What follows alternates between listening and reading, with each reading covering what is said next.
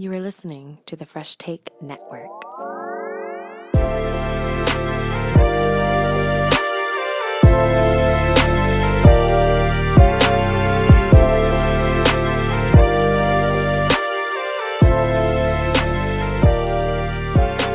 What it is, what it do, welcome to Fresh Take. Joshua Arbuthnot. I'm very pleased to have the new UBC coach, Erin Mcaleean, on the podcast today. Thanks, Joshua. I'm excited to be here. Yeah, it's probably been a whirlwind during the pandemic up to May when you became the UBC coach, having your previous time at York, and you've been at Lethbridge, having kind of a steady climb in the collegiate basketball world. Let's kind of just talk about how the UBC thing came about before we kind of get back into the past. Yeah, I mean, it's been definitely a whirlwind. I would say my life is still a bit in chaos, so I'm just really looking forward to when I actually can get to Vancouver next week. But the UBC job, of course, Deb Huband, longtime coach and a legend in women's basketball across Canada, especially. She was retiring, and so the job opened, and of course, it's such a coveted position, being a prestigious academic university, as well as, an athletic department that is known for its excellence across all of its sports, but for sure, specifically with women's basketball. And so I thought, why not take the chance of applying to see if I would be able to, to get that position. And of course, a few weeks later, through the process and interviews and getting to know some of the people there better, I was lucky to be able to be the successful candidate. And then, honestly, the hardest part for me after that has just been, having to tell all the young women that I work with at York that I'm leaving. I think that even when I went from Lethbridge to York, and for that matter, U of A to Lethbridge. It's the people that you love to be around, right? Yeah. And it's those relationships that you develop with them. And for sure, having been at York the last 6 years, I've developed a lot of great relationships, yes, with the people I work with, but of course with the young women that I coach. And part of me for sure feels like, I'm letting them down in terms of, they are not expecting me to have left, and they got used to me, and and so now it's a lot of change for them to be also getting a new coach. But yeah, I couldn't be more excited and can't wait to get to UBC next week. I bet it's really exciting. One of the interesting things is we've talked to other coaches about everything during the pandemic, and I'm interested in your pandemic experience as well, because it's been up and down for a lot of coaches and players. But the most interesting thing about this has been the recruiting process, right? Because there's this weird mix now of the kids that were going to originally come in 2020. And then there's now the kids that are coming in 2021, but they never played grade 12 basketball, some volleyball, whatever, but we'll focus on basketball right now. And I mean, for you were probably recruiting girls for York at that time and going with all these different classes. And now it's just, you're in a more interesting situation because now you have the UBC side. Yeah. So what's the recruiting's kind of been all over the place for you, not just with the pandemic. Yeah, it has been interesting, and I'll say, of course, being in Toronto, we've had quite a bit of restrictions. I mean, really, things just opened up yesterday, and since November 23rd. And so, we've been very restricted where, fortunately for UBC, overall in the last year, they've still been able to at least maintain practices, a lot of mainly more non-contact practices in the last 5 months, but at least still been able to be in a gym where we haven't here. And then on the recruiting side, like you said, I mean, we had a great recruiting class at York come in 2020. And then all of those young women didn't get their first year. Now, yes, they got their first year academically, although it was online. So hopefully that, better prepares them for the challenges and the transition to being a U Sport varsity student athlete. But then, now, like, I think we had 4 in that year, then you add in our 2021 recruiting class, and now this coming year, they're going to have, 8 girls who are all playing at the U Sport level for the first time. And then I think just in terms of the evaluation process, like you said, for the 2021s, those recruits, you were basing it on the beginning of their grade 11 year. So you're really just having to, it's hard enough to predict potential, right? And anyone who says that they, really can do it, I'm sure that they are a highly sought after, person in terms of being able to give that feedback or have that perspective. But then you now look at 2022s, and of course, yes, I was looking for York, and now I'm looking, for 2022s at UBC, and at least in BC, some of those girls have been actually to still train, and competition will be happening for them this summer. But now you're making leaps on people who from the beginning of their grade 10 year. And I just think, as right, things can change so much, right? That person with potential, they could work on it, they could improve those skills, and they could excel, or, they could maybe, stay the same, or maybe they were an early mature, and now you've got other girls, based on their, physiological development, are, if they were an early mature, maybe they were here, but now everyone else is caught up. So they've kind of really dropped down. So just makes it that much more challenging in trying to differentiate between, girls that are similar within positions, right? It's funny. I never even thought about with the grade 11 aspect, because they never got to have their championships even. Yep. So some will have those big championship performances that'll raise them. And there's always that grade 12 that's going to take that next jump right through the crack. And you're not going to see that. So I think you're going to get this kind of mix of some are going to go to U Sport, some may go to ACAC and dominate their first year and then get to have the next level to go to U Sport. It's going to be and for you as a UBC coach too, it's going to add that extra side of recruiting to like maybe keep aside in some of the leagues a little bit under the U Sport level and see like, okay, who maybe went through the cracks and maybe I can elevate for the next year that I come back. Yeah, absolutely. And I think that even, in women's basketball, of course, you add in the extra layer of, top girls are potentially looking to go down to the NCAA. But then, not only did they lose high school seasons, they lost club seasons, they lost provincial team seasons, and now those 2022s, they didn't just lose it, 1 or 2 seasons, it's 3 or 4 seasons that they have lost and not being able to compete there. And especially like I think you alluded to in terms of, not just how they maybe play in their, leagues, but the opportunity, say at a championship, for somebody to really kind of flourish and shine under that pressure, and in that semifinal or in that championship game, that they haven't had the chance to prove whether they can or they can't. And so now everything as a coach, when you're trying to evaluate that, you're really just speculating. Well, and for the grade 12s too, like they don't even get the level to go. Like some of them will be grade 10s that jump to that senior level, right? They won't even, they won't get their grade 11 level per se. They would have gone from 10 to 12. So they get to kind of deal with a little bit of being that senior level. So some of those are going to go right into this level of being like, oh, wow, this is a lot tougher than I thought, and kind of getting acclimated to that. So it's going to make for a really interesting year of collegiate basketball in Canada. And I mean, and not NCAA as much because they had it. Yep.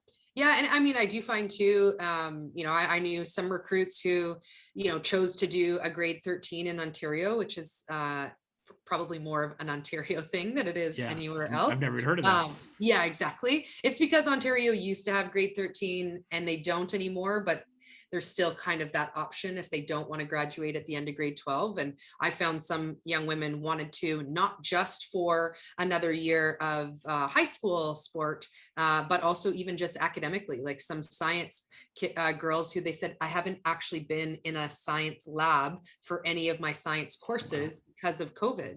And that's a real fear, in terms of preparing, if you're going into the sciences and post-secondary, that if you didn't get some of that hands-on experience, whether it's with science or with other areas, that you want to feel like you're ready and fully prepared to make that next jump for post-secondary. So what was the kind of the gap of that? Won't they play with York for you for the pandemic? Like, where did you guys stop? Where were you? And up until the point that UBC thing happened, where you thought you were playing basketball, taking away all that fun stuff that we had to deal with.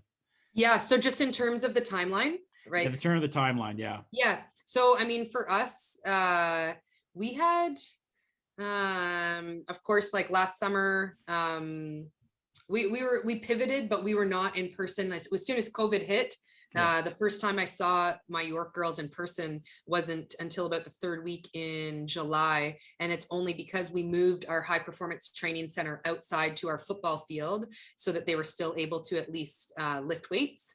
And then we did this home court app, adding that in to be able to for them to do, in their driveway or at a park or, something outdoors. But we found out, which we were pretty confident, but, we found out they kept kind of trying to push it. And the hope was that we were going to get a season starting in January. And then I think it was probably around the middle of October that it was announced that we would not be able to have that season. And I just think especially, I had some young women who probably could have graduated like last spring when COVID hit, but they didn't want to, whether they were spreading their degree or taking another minor, or, elevating their degree in some way because they want to play their 5th and final year. But then once we found out that we're not going to have that season, then it just becomes, unnecessary, I guess, but it's also pretty disappointing when you work that hard. And typically, as in most careers, right, when you move your way up, you get to that final year, whether that's in high school, or university, or in a job, that you're thinking that that's what that's the pinnacle that you've worked towards. So just, the emotions of that on top of the fact that then everyone really was isolated and at home. And for sure, some people took advantage in terms of having more time with family, and then others weren't necessarily, due to circumstances, maybe in positions that's what they could do. And so I think it was, just hard, right? And I did have a couple girls who chose to, come back. And so now I just hope that everything does work out and we all get seasons this year, even though they will be likely, modified and different than usual, so that those young women are able to go out on their own terms to get their final seasons. Obviously not how you thought your final season at York would go. Yeah, well, especially, like I definitely didn't plan for this UBC job, in terms of knowing when somebody's going to retire, when a job's going to open, it's hard to plan for those things. And so I think that especially after our 2019-20 season, I thought we had a rather good season. Definitely left a few games on the table, but had a pretty good season. And then playoff wise, we lost in the first round, on the road to Carleton by 3 points. And we did have all starters except for one were to be returning, right? On top of our 2020 recruiting class. I would say 3 of our recruits were all OSBA players. And so kind of top recruits in Ontario. So there were some high expectations for this past season, and then we just didn't get a season. So I definitely feel for them, having been a U Sport athlete myself a long time ago. I can't imagine how my life would have changed or how I would have responded if I had been told that I would not be able to play basketball for, month after month. And that's the problem, that the date kept moving, right? Because there was no clear, this is the end date. It's like, I think things will open up, in 2 weeks. Maybe in a month. No, I think they're going to open up in 2 weeks, and then it just keeps, it's really pulling on the heartstrings, I would say, right? I think the thing I'm sure you learned and I've learned is like, never take this game for granted. As someone that does play-by-play, even like never take this game for granted again, because being away from it, you can watch the NBA and WNBA and all this stuff, but being on the court and being around it and everything, I've really learned myself, and I'm sure you have, especially as a coach, just never take this game for granted again, because it would taken away now for almost a year and a half has been really rough. Yeah, I know. And I've spoken with a few athletes, I would say as well. And we always joke, I guess, that, when we all do get the opportunity to be back on the court, sometimes I would say, especially from the athlete's perspective, that maybe the more challenging areas of a practice or the parts of the game that you don't love as much, that likely will come at it with a different lens now, right? As always, I think that when something gets taken away from you and you're not able to do it, you really learn to really value and appreciate everything that comes with it, not just, the highs of it. And I think the same for me. I mean, if you had told me that for a year and a half, I would only coach 8 practices in a gym on court as a full-time U Sport head coach, I would say there's no way that would ever happen. Yeah. And, so now for me, even going to UBC, I'm excited and I'm also nervous, right? I'm now going to, like, when I get there, I'm actually going to be able to get back on court and be in a gym and run practices. And I'm sure I'll hit the ground running. And at the same time, I think there'll be, some good nerves heading into it. So I want to take it all the way back. What was the thing that made you kind of get attracted to this game, that made you fall in love with basketball? Oh man, I'm from a small town in New Brunswick, and my dad was the senior boys basketball coach. I would say he basically turned our dairy town into a basketball town. They were a terrible basketball team when he first took over the program in the 70s, and then, I mean, when I was born in the 80s, they eventually were, kind of reigning provincial champs. And so I think that for me, just I was around the game so much. I was the little ball girl, following along the team and arguing with the manager who got to sit on the bench right beside my dad. And so I think that just for me, I was able to see the impact that he had on people through the sport. And definitely as a person, especially athletically, I really want to like golf, but it's the lack of intensity or the lack of my hard work paying off and not helping me be a better player. That I just think that basketball, right? There's lots of quick rewards at one end and at the other end. And just that competitiveness and the ability to be able to kind of see that hard work pay off, and that the little things will be able to add up to a lot of, to the bigger things in terms of success. Who were the players, the teams that you followed when you were growing up? Oh man, like Michael Jordan. It's so funny for me, because of course, like all my girls, are big LeBron fans, and I'm not a LeBron hater. It's just that I just don't want us to compare Michael Jordan to LeBron, because the basketball itself was so different. And in my personal opinion, of course, I was a kid, watching him throughout his whole career, and really in awe of what he was able to do as a leader, as well as a great basketball player. And so I think that, like that was definitely probably my number one. I still would say though, Steve Nash, especially being a Canadian and being a point guard, and just his ability to create for others, and his demeanor, so impressive. And really, like when he finally got the MVP award, and just the fact that it was like, I can't believe that, this small point guard who's Canadian won the MVP and earned, the MVP award in the NBA, and kind of just like that, that we can do anything. And of course, I'm sad to say that it's like, these are all men's basketball examples, but that was really, my biggest exposure in terms of who I was following as I was growing up. I wouldn't say that I really had a NCAA college team that I was all in on. I think I probably, like watched the tournament from one year to the next, and either would fall in love probably a bit more with the underdog story and their path, or that Cinderella story. Because I think, just being from a small town and kind of always having to compete against the bigger schools, that being able to see them, be successful and really have to work that much harder as a team, is what excited me. Going to the LeBron and Jordan thing, I think people listen to this podcast know I'm a Laker fan. So obviously, I like LeBron, but I don't even have LeBron as my second best player of all time. I have Kareem still second. Because I do think, not to do the get off my lawn situation, I do think a lot of this generation doesn't look to the past as much, and everything that Kareem really did in changing the game. I still have him too.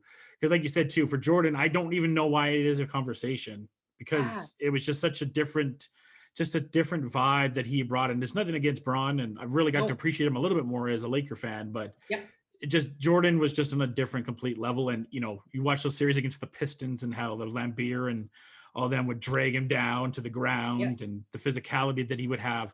I think, I don't want to start like a hot take, but I mean, if he played today's game the way he played, probably averaged like 40. You look at James Harden, the way that he can score, Jordan would do that with ease compared to what some of these guys have now. Well, and I do think, and again, it's not that I don't love the game now, but I do think that there's a lot less contact in a lot of spaces basketball wise now. Right. I think that whether it's, FIBA in terms of with the rules, or just in terms of the entertainment factor in the NBA, but it's become a little bit more like soccer, in terms of like, oh, I got hit, again, when I think back in my rose-colored glasses of watching Jordan, that just wasn't an option. There was no, I'm not saying he never complained, but there was no, every single time somebody touched him, or if he missed something, that he's, looking at the refs and kind of complaining, that it was more just, all right, I have to find another way to get it done. And for right or for wrong, players really played through so much. Like, I think our knowledge of, the physical preparation and even, mental health aspects, like, I just think we didn't have that knowledge. And it was just, I know we all talk about the flu game for MJ, right? And it was like this huge, great accomplishment. Whereas I think that nowadays, to an extent, a bit more so, people would just be like, okay, but it's actually okay to not play. If you get something like fit. Anthony Davis, who gets bullied. He's like, okay, well, I'll try. And it's like, no, AD just said, you're really hurt. Stop. It was really painful to watch him do that. I think it's funny when you talk about the game is. I saw it especially in the men's NCAA, which I thought the women's was better. The men's is a lot of one-on-one. Okay, I can't get the one-on-one. Pass it out, go for a three. And it's like that a lot. And look, the game is fine where it is, but it's not. I think the team aspect, especially on the men's side, collegiately, has definitely fallen back a little bit with the one-on-one and way too many threes, in my opinion. Yeah. Definitely. I think, NBA and college are super reliant on the three, and I think that, of course, the shot clock has impacted that, right? Because pace of play has had to increase. And so, of course, the dynamic one-on-one side is super effective. I just think that, when you watch the women's game, whether it's, college level, like U Sport level, or, WNBA, that there's a nicer combination of playing, yes, to the dynamic one-on-one, but also having like more concepts in terms of the team game, right? So that it's just, it's not, and of course, not every team, it depends on the program, but I think that there's a nicer blend of, yes, we have to play with pace, but we can still have structure to be able to play a good team game, and then play to the strengths of those who have the ability to create one-on-one. I think, it took way too long, but I think we're starting to see a lot more respect for the women's game. The WNBA ratings went up, the NCAA women's ratings went up. And like I was telling you before we got on air, it's been the worst kept secret that the women's tournament has been better than the men's because of the team basketball and because you're getting to know these players. I mean, it sucks, you didn't get to see Sabrina Lewinsky finish her collegiate run and maybe have a tournament because of the pandemic, but we got to watch her grow. We got to watch Kia Nurse grow. We got to watch now Paige Beckers grow. And you're seeing that in the Canadian level too, right? You got to see some of these girls that you had at York or other schools go and grow to these next levels that you don't get to see in the men's side. Yeah. And I do think too that, it's funny. It's like, is the women's game growing, or is it just that, a little bit more so people, social media and our cell phones are allowing us, similar to like a lot of the lens and the light that's been shone on social justice issues, it's the same with sport and women's sport, and the fact that, it's always been there and it has always been as good. And, if you think just of at the collegiate level, in the US and or in Canada, the young women and young men, they're doing the same thing. They're committing the same amount of time. They're making the same efforts. And specifically in Canada, right, they are all there playing 4 or 5 years doing the same thing. So why would we not want to showcase both of them equally? And of course, we see it more in the NCAA, which, like we were talking about earlier. The difference is that on the men's side, they can leave after a year and go sign, a rookie contract for $1 million.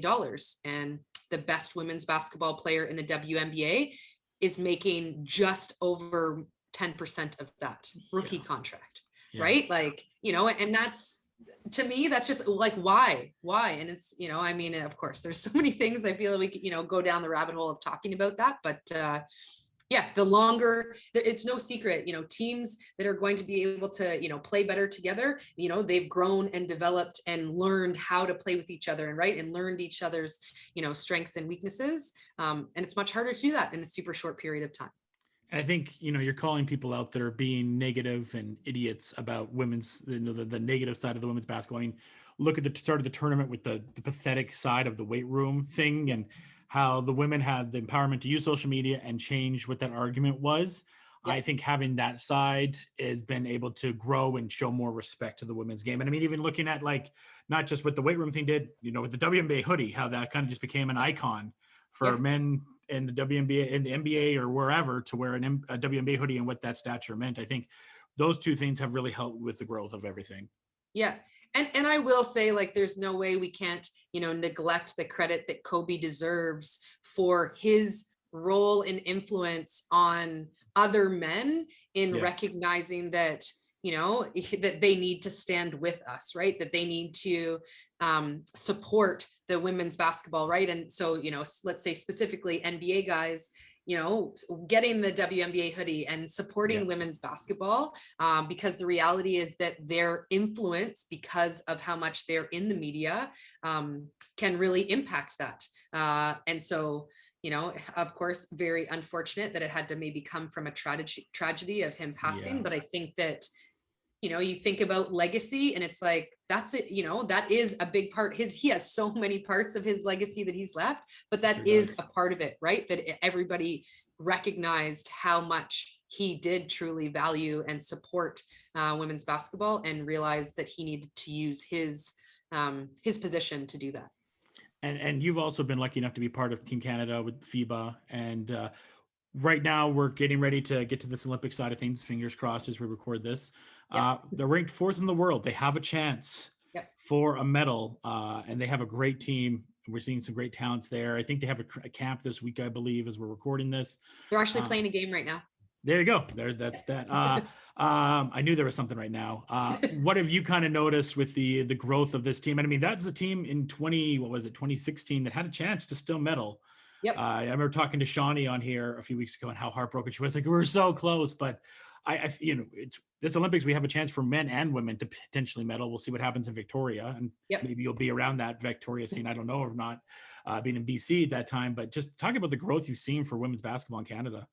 Yeah, I mean, for sure. I've had the opportunity, I believe my first time, coaching with Canada basketball was in 2010.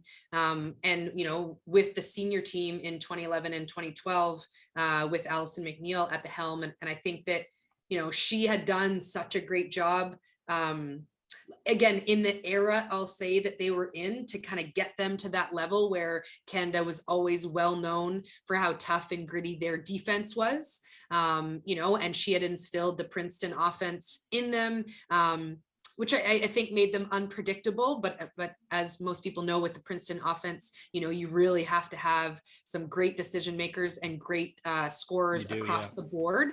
And so, the scoring side, I think, was that was the weakness for us. And so I think that, on top of course, everything that Lisa Tomaitis has done in her time now as the senior team head coach,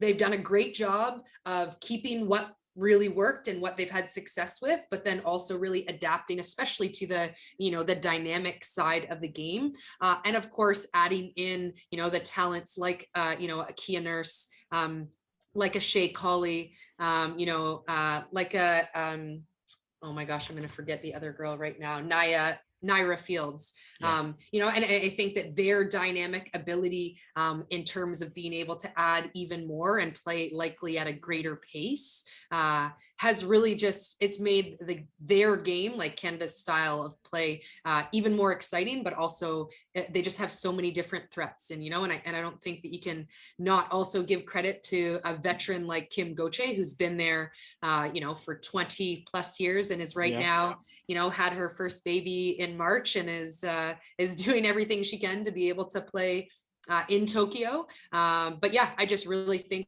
that it's been a great, where we've had some long-standing vets, but then really added in, over the last 8 years, let's say, added in some younger pieces and then allowed them to kind of grow and evolve. That I can't wait to see what they're going to be able to do, of course, in the tournament right now, but then ideally, hopefully, in Tokyo in July, August. It's super exciting getting to watch the growth of this team and getting to watch, them rise up. And they always kind of the women always seem to be ahead of the men in a lot of the athletics here. I mean, even like with the hockey, those games seem to be almost better than the men at times. The women and the Canada men seem to be the top of it. And the fact that they're 4th ranked right now and, listed all the talents there and a great coaching side of it. And hopefully someday you can be a around maybe one of those Olympic squads.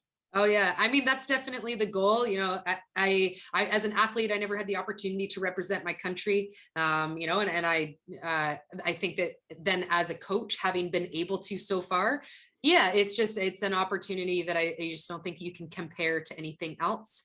And so, yeah, having been able to do it with some different groups over the last 10 years, my hope is, you know, one day to be able to also be at the Olympics to represent Canada.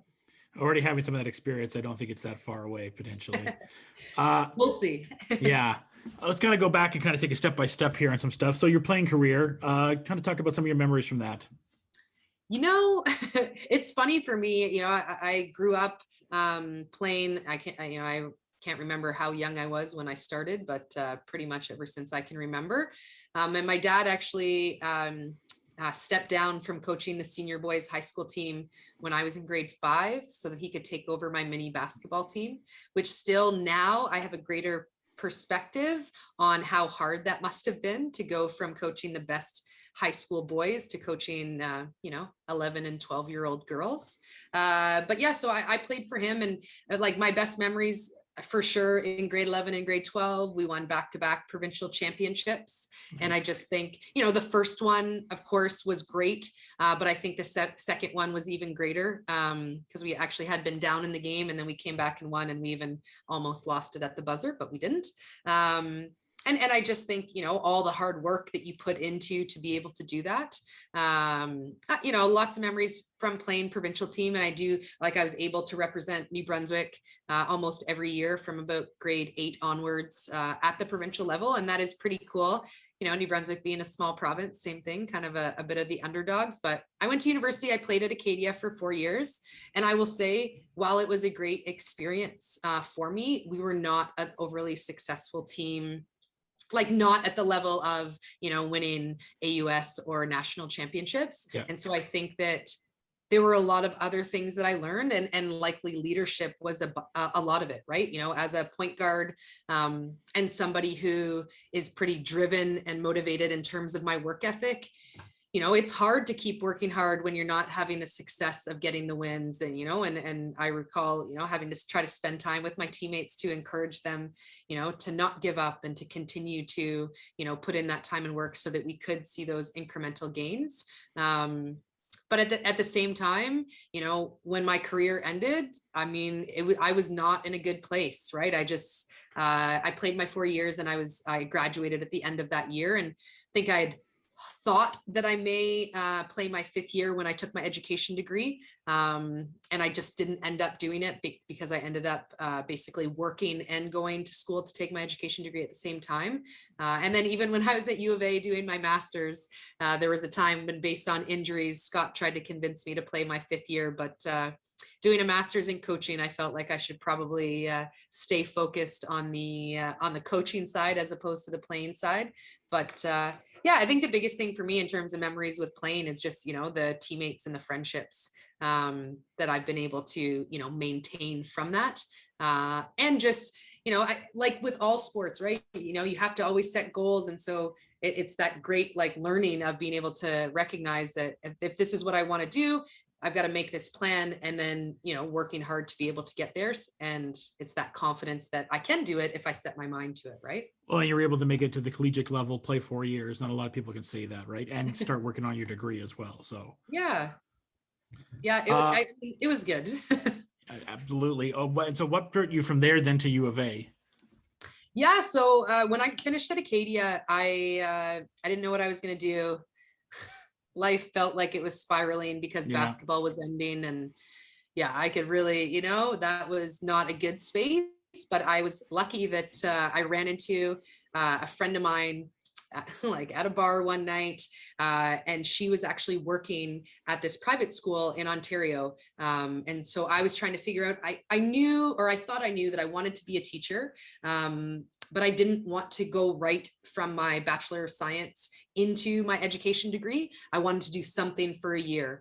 And so she was working at this school, and she's like, you should apply. They have these positions. It's like an associate faculty, which I would say you're like a teacher's assistant. So you get experience in the classroom, then you get to coach. And then you do a bunch of things that maybe the other teachers don't want to do. So, chaperone school dances and chaperone, any little adventures that the kids get to go on.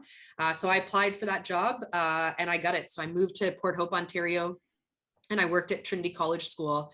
And after I'd been there only a couple months, the headmaster actually offered that if I wanted to take my education degree at Trent University, which was only about a 30-minute drive north of there, that I could continue working at TCS, and they would pay for my education degree if I traveled back and forth.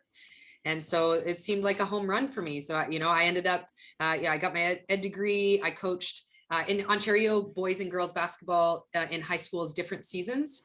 Wow. So I would coach senior girls basketball in the fall. I would coach junior boys as the head coach, and then senior boys as the assistant coach in the winter. And then I started getting involved in coaching, JDP, like regional development teams in Ontario and provincial teams. But yeah, I was able to stay there for 6 years and be a high school science and math teacher and coach boys and girls basketball. I was also an assistant housemaster. So oh, wow. I lived in a boarding house with about 45 teenage girls. And I did that. And then I was lucky that I met through coaching Ontario provincial team. I had met a couple different university coaches, and I was looking into taking my master's because I am a bit of a geek and I do love school. So I knew I wanted to do my master's in something. I just wasn't sure if I was going to go like a master's of science in sports psych, or then I met Scott Edwards and U of A. He told me about the Master's of Arts in Coaching at U of A. And the advantage, of course, to be able to go there is that, I'd played in the AUS, and then I'd been living in Ontario, and especially at that time, Canada West was the leader in women's basketball, right? All of the national championships were really coming from Canada West, and it was a big powerhouse. So I knew I'd be able to learn a lot by going there. So I was able to go there to take my master's in coaching. What are some of your fond memories there at U of A? Short time there, only 2 years there, right? So I was actually there for 3 years, okay. 2 years where I was doing my master's full time, and then I graduated. And my final year, I was working for the phys ed department. I was working for the athletic department with Trix Baker, and then of course I was assistant coaching, and then like working at a bar. Like I was just trying to do it all so that I could survive financially. But I think, at U of A, so many great memories, because I think I walked into a team that was very close knit. They have such a great group of alumni, right? And then the connections with the alumni, and just that environment of those alumni looking out for the current players. And of course they, everyone welcomed me with open arms, which was awesome.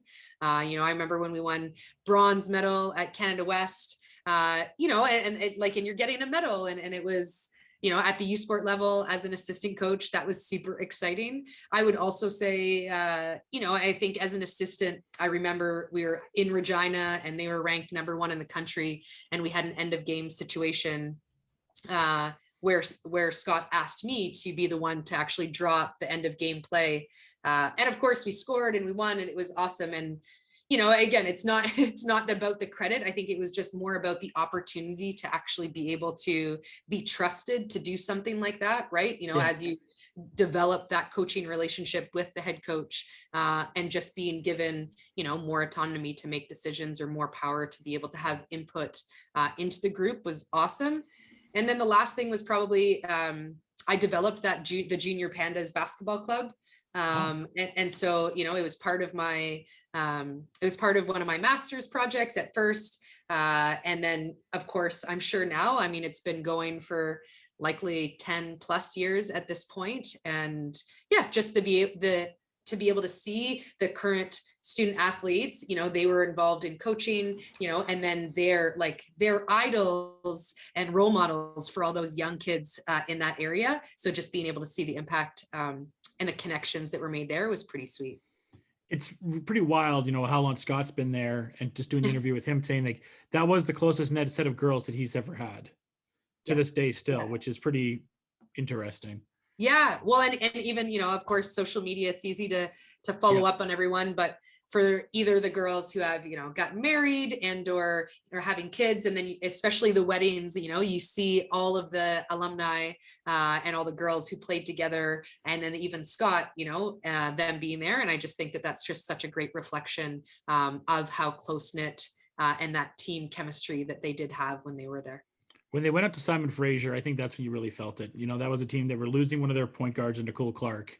But that team played, I don't remember what they won there, but they played really, really hard out in Simon Fraser. And you could tell it was because the team was together. Yes. Yeah. And I think sometimes it takes a little bit of that, right? A little bit of adversity or, somebody, not being there to reconnect everyone so that they're playing hard for each other. And that always adds a little extra passion to it, I would say. So then you go to U of L, your first collegiate head coaching position. How did that come about? Yeah. So, when I was at U of A, I was, always kind of looking and applying, when jobs would open. And I had an interview and was a finalist for the Brandon job. And of course, at the time in my head, I was applying for the experience and was glad that I got it. But I think it's always easy to say that that's what you're doing until you actually get offered the job, which I didn't at Brandon. So it worked out. And so then actually with Lethbridge, it was funny because that was the end of my third year at U of A. And I had planned a 10-day trip to Costa Rica with one of my best friends. And so just before we were going, I got the call for an interview. And, the athletic director is trying to set up an interview. And I'm like, I am out of the country for 10, 11 days.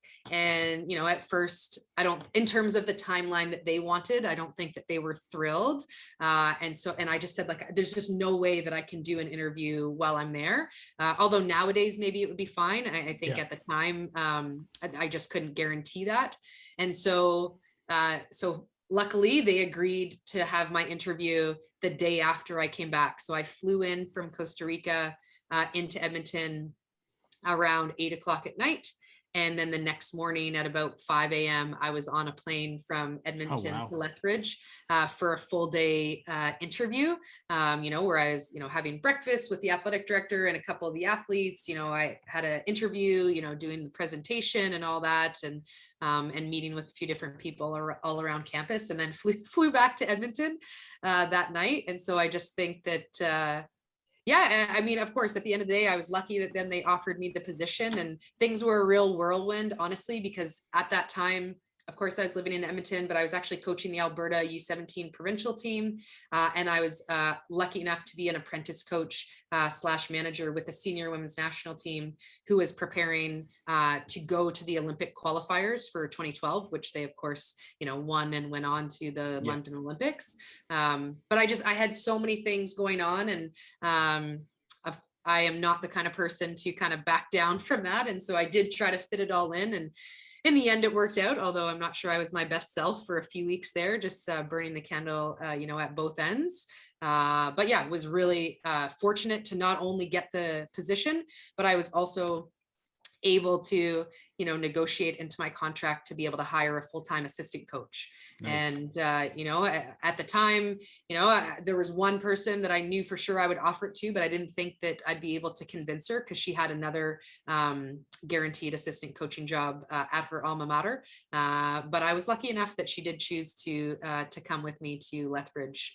And so I was just so lucky that in my first go at being a U Sport head coach, that I did have a full-time assistant coach, because it's a big job and there are so many different things that you can do. So being able to kind of spread the resources across two people was very advantageous.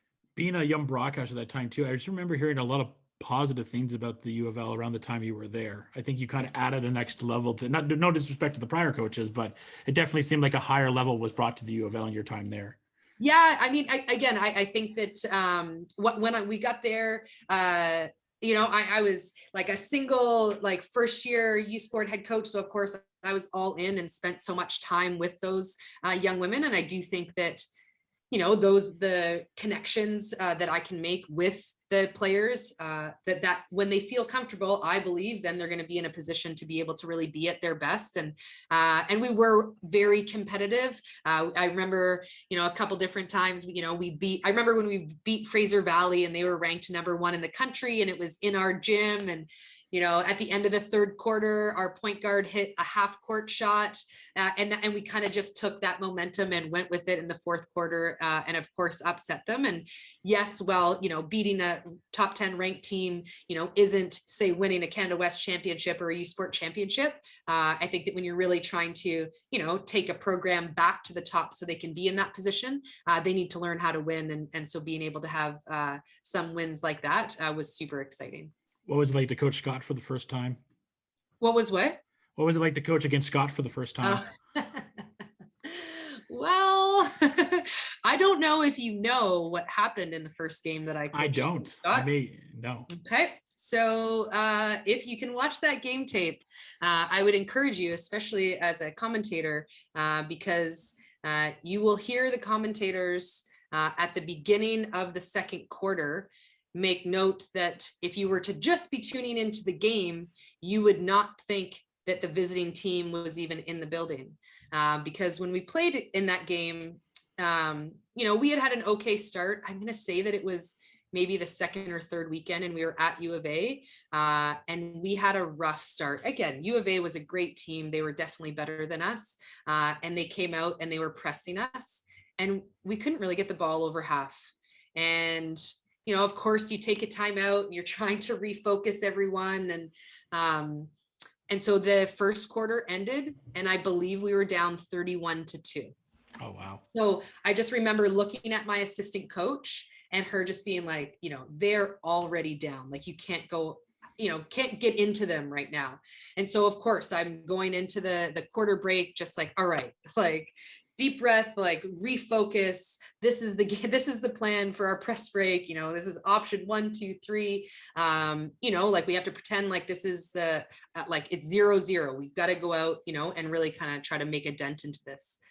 And didn't we start the second quarter acting like we were feeling terrible for ourselves, and just their body language. And so then I was like, oh no, we are not, this is not going to happen. So I took a timeout.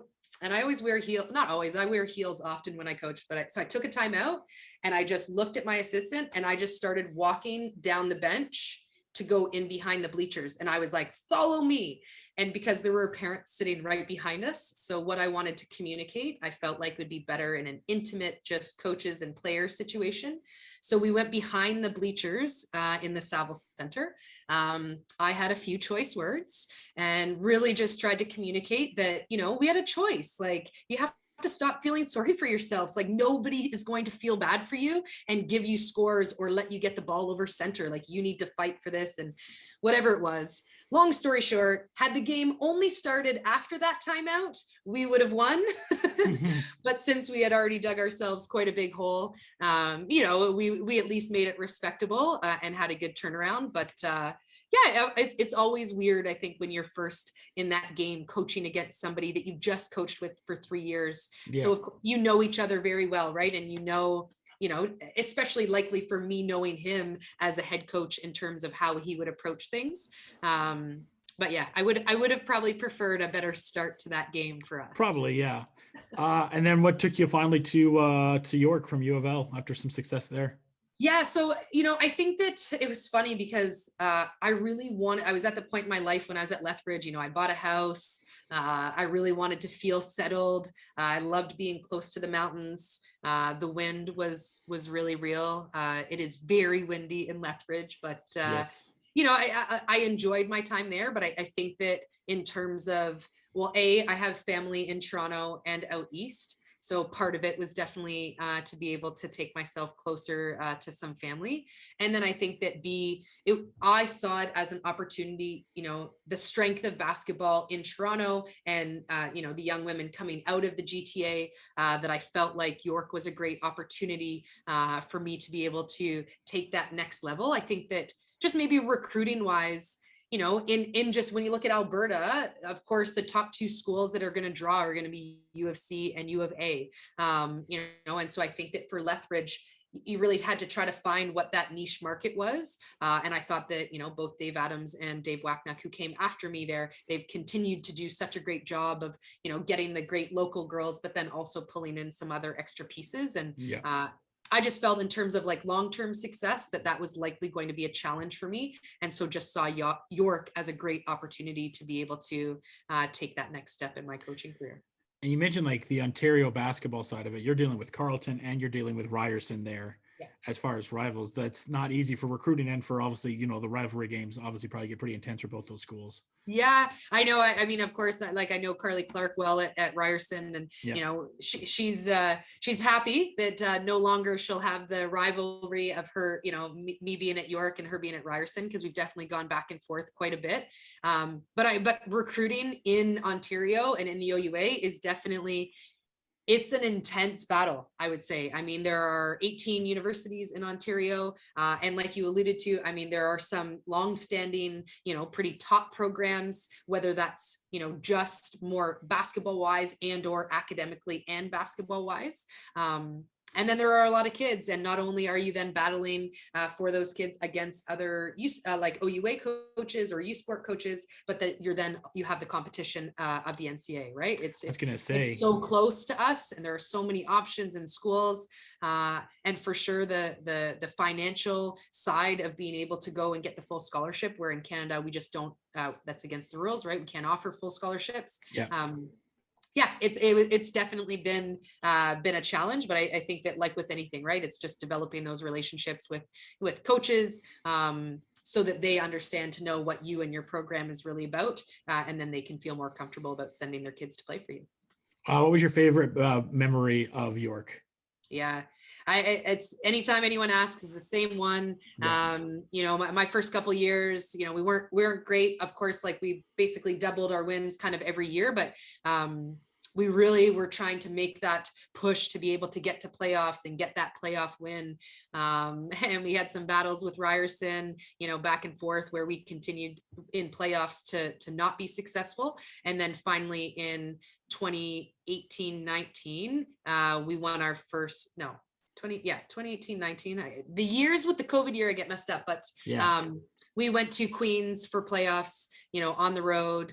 And the group of young women, who had really been with me, let's just say for 3 or 4 of the years, we finally got the monkey off our back, and we were down most of the game, but it was always close. And then we made a big push in the end, and we beat Queens at Queens. Nice. In playoffs. And I just, even when I took the UBC job, like a couple of alumni have resent me the video of, when the coaches, of course, myself and my staff, when we walked into the locker room after the game, and just, it's like it was the monkey off their back. They were finally, like, I get goosebumps right now just thinking about it, because I just think that, as a coach, especially when you're trying to like build that team back up, it's making them believe in themselves that can at times be the hardest part, because you have to get the wins to be able to get them to believe in themselves. And in a playoff situation, that true pressure only comes up once a year. Like you can't, it's really hard to replicate that. Right. And so, just the joy in their faces that, like, hey, we finally made it. Like we belong and we are good enough. I was just so happy and proud of them, and happy that they were able to feel that. Final question. What is your biggest, advice for being a coach? I think that the number one thing I would say is that you have to be true to yourself, right? I think that especially at the young stages in your career, whether it's you're working with somebody or you're going to all the different coaching clinics and you're learning from those who have already proven that they are great and be successful. I think that some people can get caught in just trying to, I want to do that, right? So I'm just going to take that and do that.